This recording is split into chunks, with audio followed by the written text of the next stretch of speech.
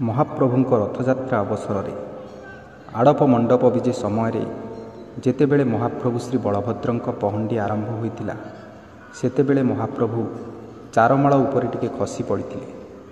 ଏହା ସମସ୍ତ ହିନ୍ଦୁ ଧର୍ମର ଲୋକଙ୍କ ପାଇଁ ଦୁଃଖର ବିଷୟ।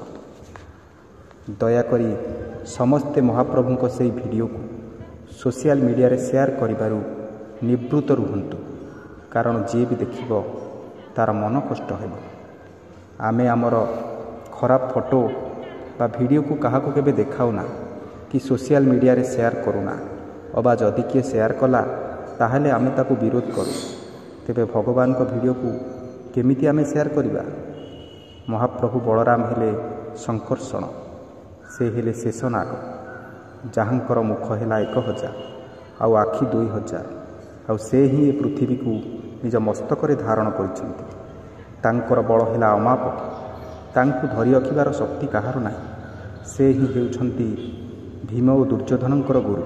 ତେଣୁ ଆମେ ତ ଛାର ମାନବ।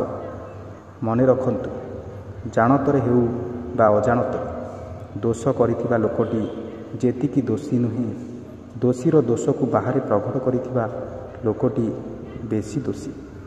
ଭୁଲ ଥିଲେ କ୍ଷମା କରିବେ। ଜୟ ଜଗନ୍ନାଥ।